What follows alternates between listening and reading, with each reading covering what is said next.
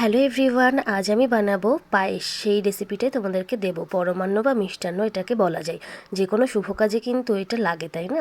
আর দেখো, এখানে কিন্তু পায়েস বানানোর জন্য গোবিন্দভোগ চাল নিয়ে নিয়েছি, কাজু কিশমিশ নিয়ে নিয়েছি, আর লাগছে আমাদের এখানে দুধ। আমি 100 গ্রাম চাল নিয়েছি, সেই জন্য 2 লিটার দুধ ব্যবহার করেছি। দুধটা কিন্তু আগের থেকে ঝাল দেওয়া, সরও কিন্তু পড়েছে হালকা, দেখতেই পেলে। তারপরে নিয়েছি পরিমাণ মতো চিনি, তারপরে 2টো দুধের প্যাকেট আমুলের নিয়েছিলাম, তেজপাতা, তার সঙ্গে নিয়েছিলাম এলাচের গুঁড়ো। ব্যাস এই কটা দিয়ে আমাদের হয়ে যাবে। আমি কিন্তু চালটা ধোবো না, খুব ভালোভাবে চালটা হাত দিয়ে মুশকিয়ে নেব। তারপরে এটার মধ্যে দিয়ে দিচ্ছি ঘি। খুবই সুন্দর একটা গন্ধ বেরোবে আর খুবই সুস্বাদু হবে খেতে। তোমরা কারা কারা এইভাবে ঘির সঙ্গে চালটা মিশিয়ে পায়েস করো আমাকে কিন্তু অবশ্যই জানিও। অনেকেই করে, আবার অনেকে পছন্দ করে না বলে করে না, কিন্তু আমি করেছি, সত্যি খুবই সুস্বাদু হবে।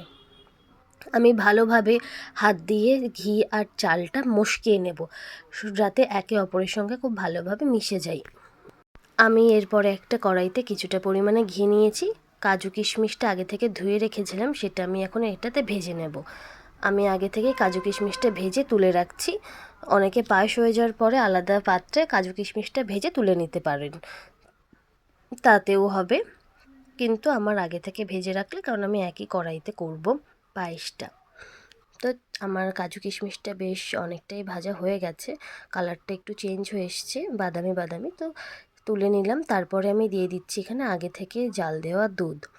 তো দুধটা যেহেতু আমার আগের থেকেই জাল দেওয়া আছে বেশ ঘন করে, সেই জন্য বেশি জাল দেব না। গরম হয়ে গেলেই আমি এটার মধ্যে দিয়ে দিলাম এলাচের ফল আর তেজপাতা। এটা দিয়ে খুব ভালোভাবে মিশিয়ে নেব।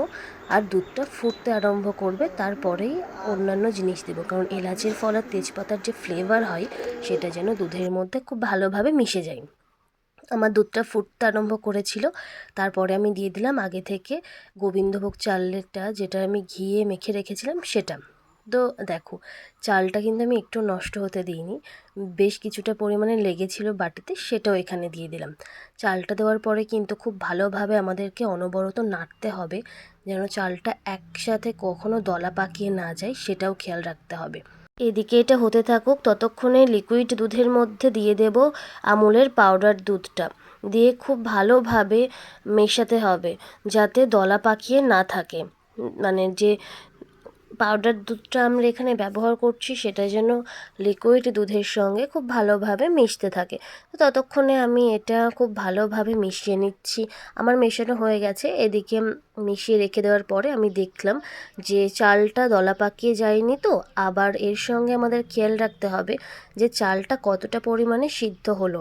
চালটা কিন্তু সিদ্ধ না হওয়া পর্যন্ত এটাতে আমরা চিনি বা বাতাসা, তোমরা যে যেটা দেবে, কোনোটাই অ্যাড করব না। আমি এখানে চিনি আর বাতাসা দুটোই অ্যাড করেছি, তোমরা চাইলে মিছরি দিয়েও করতে পারো, তোমাদের পছন্দ অনুযায়ী তোমরা করে নেবে। এটার মধ্যে আমি এবার দিয়ে দেব আগে থেকে ঘিয়ে ভাজা কাজু কিশমিশটা। সবটা দিলাম না, সামান্য কিছু রেখে দিয়েছি, যখন পায়েসটা নামাবো তার উপর দিয়ে দিয়ে দেবো, যাতে দেখতে ভালো লাগে। তো এটা এবার খুব ভালোভাবে ফুটতে শুরু করুক, কারণ কাজু আর কিশমিশটা যেন একটু নরম হয়ে যায়। তো দেখো, আমার কিন্তু এখানে দুধটা বেশ গাঢ় হয়ে এসেছে। এবার আমি দেখে নিচ্ছি যে চালটা কি আদৌ সিদ্ধ হলো কি না। তো দেখলাম হ্যাঁ, চালটা মোটামুটি সিদ্ধ হয়েই গেছে। যেহেতু আমার চালটা সিদ্ধ হয়ে গেছে, সেই জন্য আমি এখানে দিয়ে দিচ্ছি আমার পরিমাণ মতো চিনি। তোমরা যেমন মিষ্টি পছন্দ করবে তোমরা তোমাদের পরিমাণ মতো দেবে। চিনি দেওয়ার পরেও আমি এখানে বেশ কিছুটা পরিমাণে দিয়ে দিলাম গুড়ের বাতাসা। গুড়ের বাতাসা দিয়ে দিলে টেস্টটা আরও বেশি ভালো আসবে, আর তার সঙ্গে কিন্তু একটু ব্রাউন কালারটা চলে আসবে পায়েসের মধ্যে, সেই জন্যেই এটা দেওয়া। আর তোমরা যদি শীতকালে পায়েসটা করো তাহলে চেষ্টা করো যে যাতে নলেন গুড় দিয়ে করো, কিন্তু আমি তো গরমকালেই করেছি। তারপরে দেখো, এর মধ্যে আমি দিয়ে দিয়েছি আগে থেকে গুলিয়ে রাখা আমল দুধের যে গুঁড়োটা, সেটা।